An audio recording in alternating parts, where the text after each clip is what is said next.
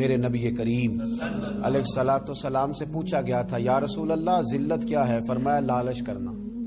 تو حضور عزت کیا ہے؟ فرمایا جو رب نے تجھے دیا اس پہ راضی ہو جا، اللہ عزت عطا فرما دے۔ قناعت میں عزت ہے، لالچ میں ذلت ہے۔ تو حرص کرنا، ہوس کرنا، مال کے پیچھے بھاگنا، لوگ تعلیم حاصل کرتے ہیں تو مال کمانے کے لیے، ہنر سیکھتے ہیں تو مال کمانے کے لیے، کسی استاد کے پاس جاتے ہیں تو مال کمانے کا طریقہ سیکھنے کے لیے، کسی سے یارانہ لگاتے ہیں تو کہتے ہیں ذرا دیکھو تو صحیح یہ آگے کیسے گیا ہے۔ جب مطمع نظر ہی مال ہو، جب توجہ ہی ساری مال کی طرف ہو، جب دولت ہی ہر چیز کا لوگ حاصل سمجھ لیں اور مقصود اور مدعائی دولت کو بنا لیں، تو پھر انسانوں میں کمزوریاں پیدا ہوتی ہیں، روحانی قوتیں ختم ہوتی ہیں، پھر انسانوں کے اندر شوق، ذوق اور وہ ساری چیزیں کمزور پڑتی ہیں۔ میرے نبی کریم، پھر پڑھیے،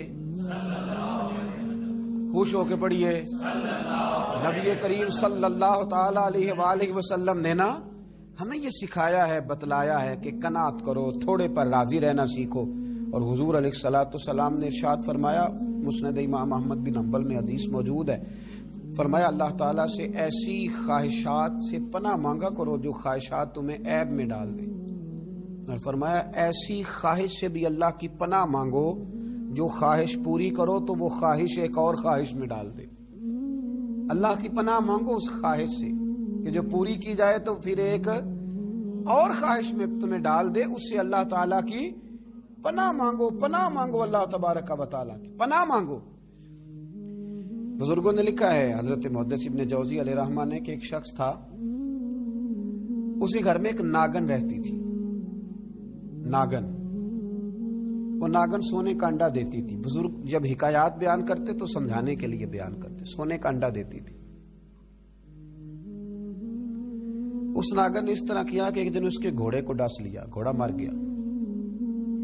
گھر والوں نے شکایت کری کہ اس کو مار دینا چاہیے، گھوڑا آج اس کے ڈسنے سے مر گیا، یہ ناگن ہے، سونے کا انڈا تو دے گی لیکن ڈسے گی بھی ضرور، یہ ناگن ہے، انڈا سونے کا دے گی پر ڈسنا اس کی فطرت ہے، یہ ڈسے گی بھی۔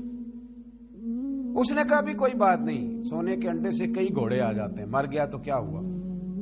کچھ دنوں کے بعد اس ناگن نے کتے کو ڈسا، کتا بھی مر گیا۔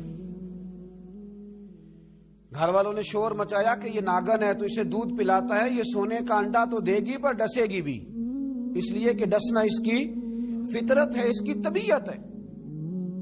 اس نے کہا کوئی بات نہیں، سونے کے انڈے سے کئی کتے خریدے جا سکتے ہیں۔ کچھ دنوں کے بعد اس نے پڑوسیوں کے کچھ جانوروں کو بھی ڈسا، لیکن جب انسان کی آنکھوں کے سامنے سونے کے انڈے کی اینک لگی ہوتی ہے نا، پھر کتنے لوگ ڈسے جا رہے ہیں اس کی پرواہ نہیں ہوتی۔ جب سونے کے انڈوں کی اینک لگ جاتی ہے پھر کتنے غریبوں کی کٹیا جلتی ہے پر اس کی پرواہ نہیں ہوتی۔ جب سونے کے انڈوں کی اینک لگ جاتی ہے پھر کتنے رشتے ٹوٹتے ہیں، لوگ پرواہ نہیں کرتے۔ سونے کے انڈے کی اینک لگی ہوئی تھی۔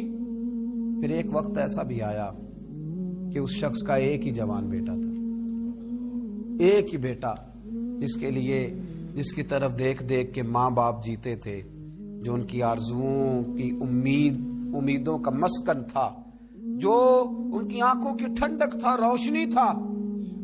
اس ناگن نے پھر اس بچے کو ڈسا، اور جب اس بچے کا جنازہ اٹھا تو پھر اس نے ہاتھ میں ڈنڈا پکڑا، اور ڈنڈا پکڑ کے جب وہ مارنے لگا نا ناگن کو، تو اس کی بیوی کہنے لگی اسے نہ مار، اپنے اندر کے لالچ کو ڈنڈا مار، اپنے اندر کی اس حرص کو، اس ہوس کو، اس طمع کو، جس نے آج میرے بیٹے کی جان لے لی، جس نے ایک ماں کی گود اجاڑ ڈالی، جس نے اس گھر کی ساری خوشیوں کو تباہ کر دیا، اس لالچ پہ ڈنڈے برسا، جس نے تباہ کر کے رکھ دیا ہر چیز کو، جس نے کچھ بھی آج باقی نہیں چھوڑا، بے قدراں کچھ قدر نہ جاتی، کیستی خوب تسلی ہو، یہ دنیا دار پجاری زردے، کتیاں دے گل ٹلی ہو۔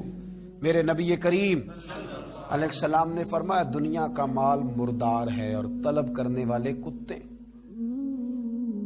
مردار مال کو طلب کر رہے ہیں۔ بیٹے کا جنازہ اٹھ گیا، اب کیا فائدہ ہوا؟